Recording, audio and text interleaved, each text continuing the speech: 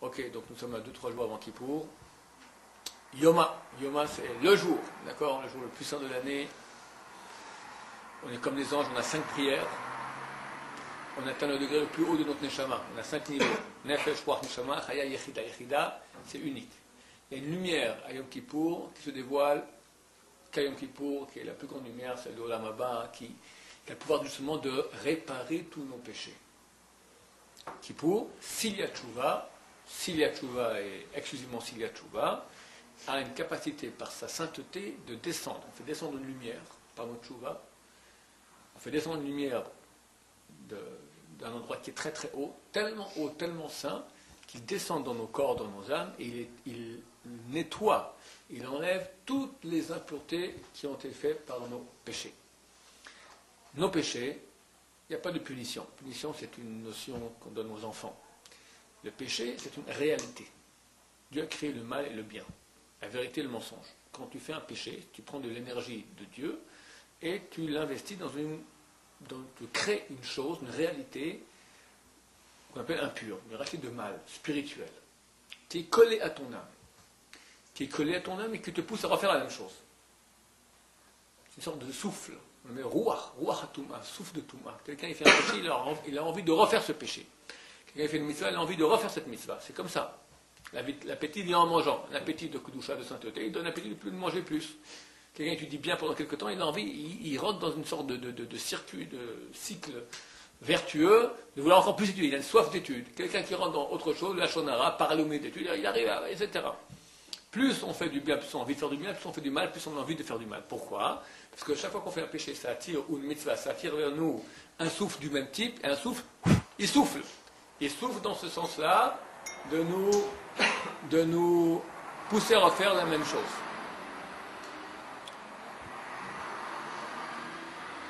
Cette réalité, elle est là. Elle se colle à notre âme. Quand on meurt après 120 ans, cette réalité, elle est là. De tout d'impureté. Et nous, on veut se coller à Dieu, mais on ne peut pas. Elle fait écran. Et c'est insupportable, le monde de vérité, d'avoir une tache, comme ça, collée à toi, d'impureté. Il y a deux moyens de la faire partir. Ou bien par la souffrance, ou bien par la tchouva. Évidemment, on conseille la tchouva. De quoi la tchouva? Comme dit le Midrash qui dit que le roi est venu dans son pays, dans sa ville, il a dit, aujourd'hui, je fais le grand nettoyage. Sortez toutes vos ordures. Tout ce qu'il y a d'ordures dans la maison, vous mettez à l'extérieur. Tu sors tout. Et moi, je viens et je nettoie tout. C'est un grand, grand cadeau que Dieu nous donne. Un immense cadeau que Dieu nous donne. Que tu vas et tu n'as qu'à dire, Dieu, j'ai péché. J'ai fait ci, tu racontes toutes les bêtises que tu as faites. Tu regrettes, tu prends sur toi d'essayer de changer, malgré des changer, ok, ce qu'on peut. Tout a de la valeur, parce que tu investis dans l'infini. Et un peu de l'infini, combien ça vaut? 1 milliard de l'infini, combien ça vaut? Infini. 1 milliard de tchouva, c'est déjà infini. Il ne faut pas dire je ne peux pas, plus jamais. Ah, qu'est-ce que tu peux? C'est énorme l'impact. Et c'est un jour tellement saint qu'effectivement, on arrive plus facilement à nous rephaser avec notre propre vérité, pourquoi nous sommes là, la grandeur de Dieu, et vraiment on revient facilement.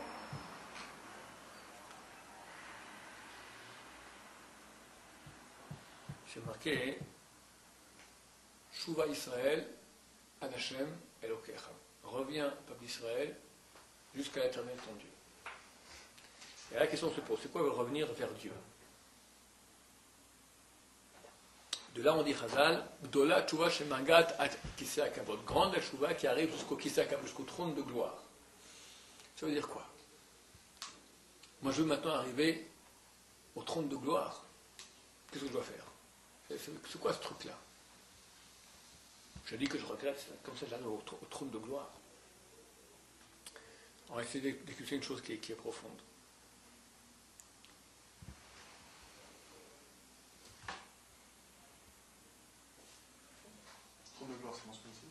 Trône de gloire, c'est dans les mondes supérieurs.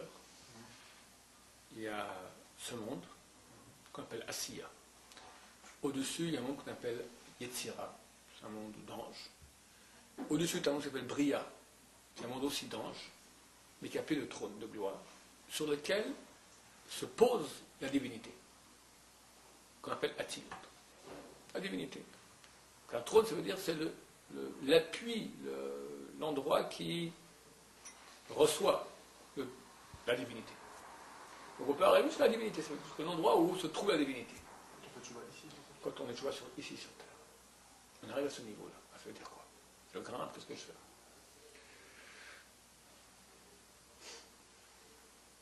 Il y a un Rambam très intéressant, Maïmonide, à la fin des lois du Mikvé.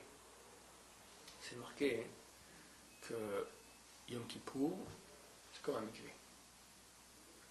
Ma Mikvé Meteret Otmeim, Amar Rabbi Akiva, a dit Rabbi Akiva. De même qu'un Mikvé, il purifie les impurs, de même, Dieu purifie le peuple d'Israël. Et Dieu va venir ce jour de Kippour, et comme c'est marqué, je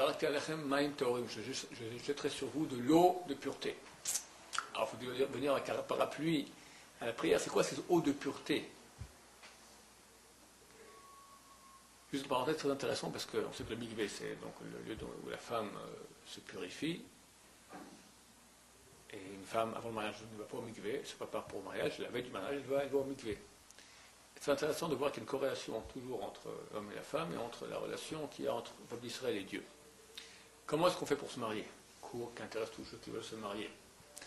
D'abord, on fait un shidour. On rencontre la candidate et il y a une discussion, on parle, on commence à se connaître. Puis un beau jour, on décide, c'est bon, on officialise. Et à l'époque, il y avait les kiddushin.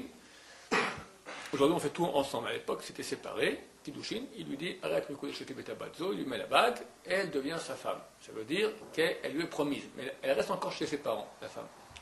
Mais c'est une femme qui est aroussa, elle est déjà, quelque part, on appelle fiancée. Mais fiancée, c'est-à-dire qu'elle est, si maintenant ils veulent arrêter, elle doit recevoir un guet, un acte de divorce, en bonne et due forme. Elle est femme. Il n'y a pas encore eu de consommation du mariage. Elle repart chez ses parents pour 6 mois, 1 an pour préparer au mariage, et vient le jour du mariage. Comment ça se passe? 7 jours auparavant, elle fait Shiva Nekim, 7 jours de propreté, elle vérifie qu'elle est pure. Le soir du 7e, elle trempe dans le mikvé. Après, il y a le mariage, les 7 jours de festin, le dénuptial, et voilà. Et comment ça se passe avec nous durant cette période-là? Elul, Anil Elodiv Elodili. Elul, c'est acrostiche, rachetevot, première lettre des mots Anil Elodiv Elodili. Je suis pour mon amant et mon amant est pour moi. On est des amants, on se connaît. Elul, on se remet en branchement avec Dieu, les slichot, etc. On se prépare. Le grand jour, Rosh Hashanah. Dieu m'a dit, vu que tu es notre roi, on te prend comme notre mari, quelque part. Nous, on est la femme, et lui, le mari. Tu es mon roi. Tu es mon maître. Kiddushin. Et on dit que Dieu était Kadosh. On est Mekadesh. Malchuyot. Kudusha. Correspond au Kiddushin. Après, il y a 10 jours de pénitence. Les 2 premiers, c'est Rosh Hashanah. Le 10e, c'est Kippour. Combien reste au milieu? 7.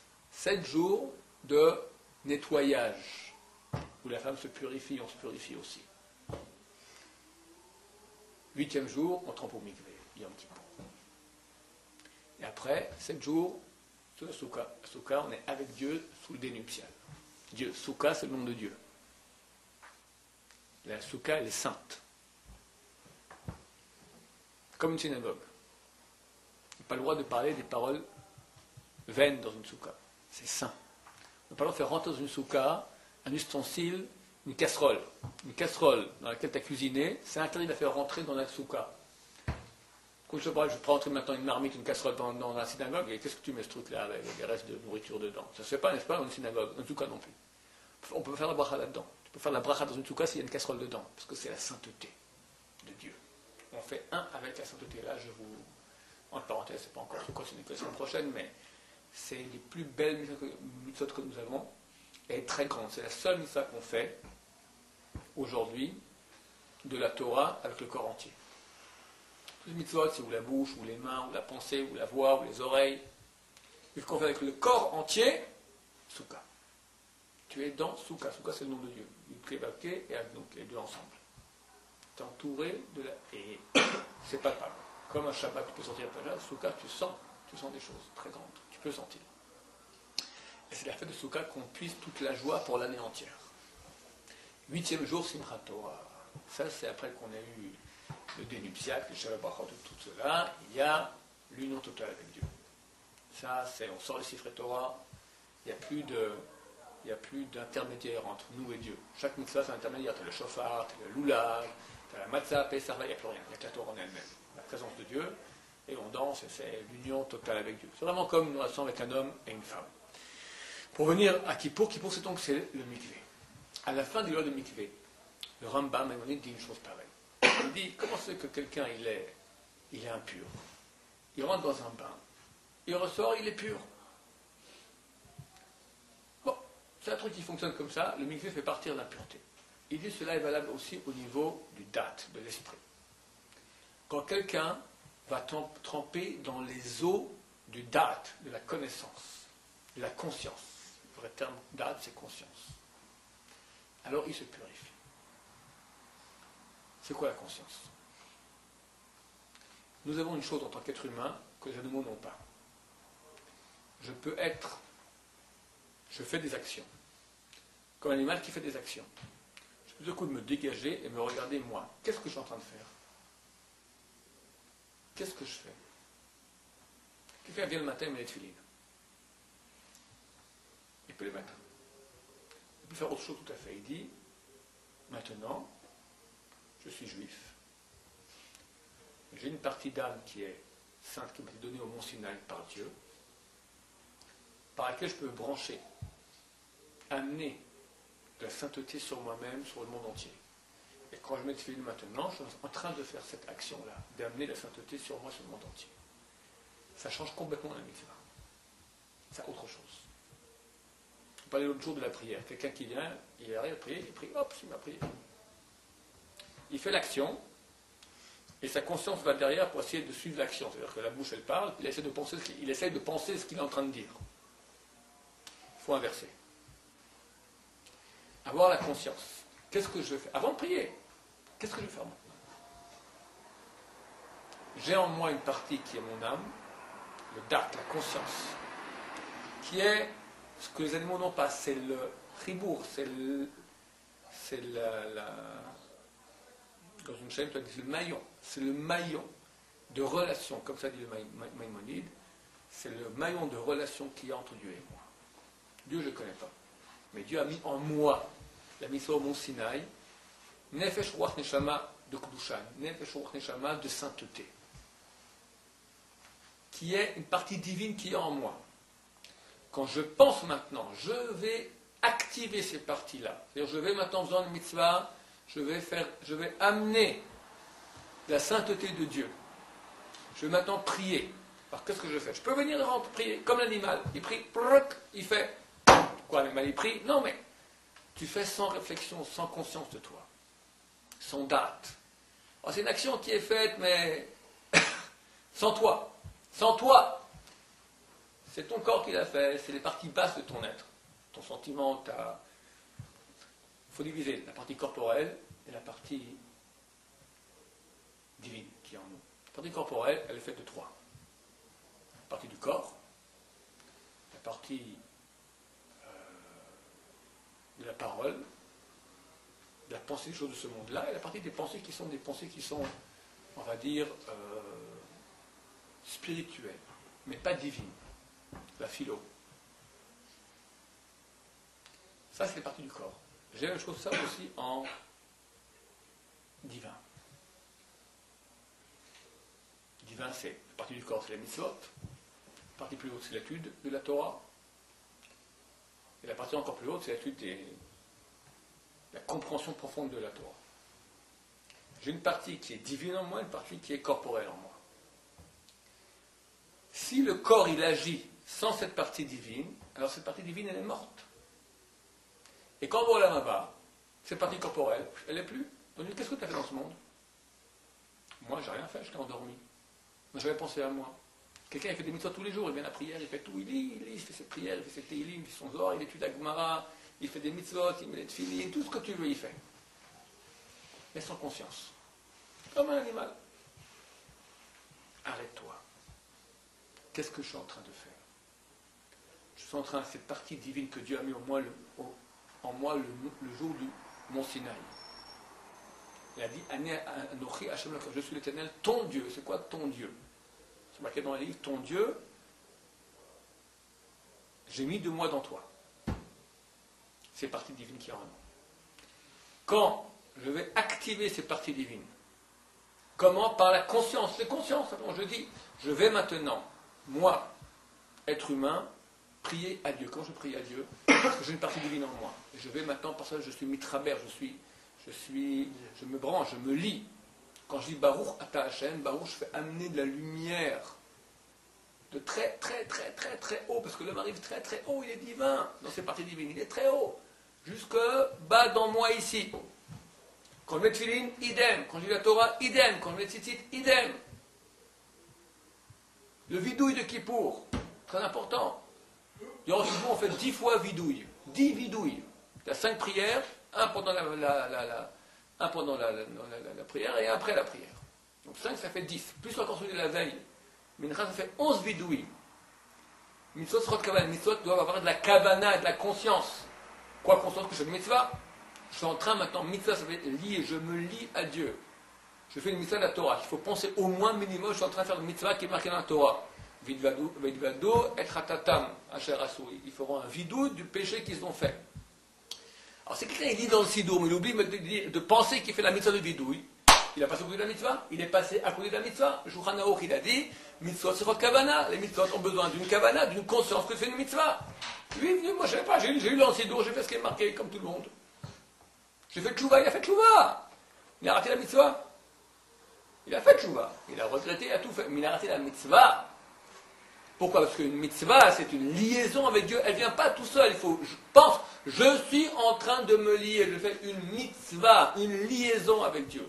J'amène de la kedusha. Je suis en train. Qu'est-ce que tu fais ici à la yeshiva? J'ai lu la Gemara. Pourquoi? Qu'est-ce que tu fais?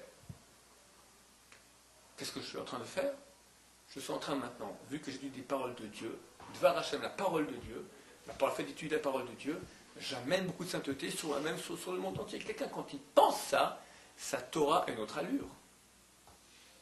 Ce que dit Maïmonide, quand on va tremper dans les eaux de la conscience, alors ça purifie. Le jour de Kippour, on se rephase, on se remet en phase. Qui je suis? Je fais le bilan de moi-même. Et la grande sainteté qu'il y a à ce moment-là, elle fait que je me rends compte, ces parties divines, elles deviennent très, très, elles éclairent beaucoup. Je me rends compte à quel point elles sont importantes. Je me rends compte à quel point j'étais à côté de la plaque durant toute l'année. Je regrette Dieu. Et je pleure tellement la sainteté, elle est grande. On arrive plus facilement à pleurer ce jour-là. Pas tout le monde, mais c'est plus facile que les jours normaux. On demande un jour normal à quelqu'un de pleurer. C'est presque impossible, d'accord? À Kippour, il y a quoi? Parce qu'on est habillé en blanc? Parce qu'on dit Kol Nidré? Parce qu'on jeûne? Qu'est-ce qui se passe? Il y a quelque chose qui se passe, c'est évident. Il y a cette manifestation de cette sainteté de Dieu qui fait que plus facilement on est sensible à ces parties divines qui en nous. Et là on peut se rendre compte, on peut faire tchouva, se rendre compte à quel point on était à côté de la plaque complètement, on regrette, et Dieu, de facto, tu as reçu cette lumière, alors il enlève toute cette... Et le compteur remis à zéro. Est-ce que ça par amour, transformé en mitzvot. Donc on a un Kippour plein de lumière de Hashem, qui nous pardonne tous les péchés du peuple d'Israël et qui nous dévoile très rapidement. Ma chère Fékel, vous m'avez moi, mais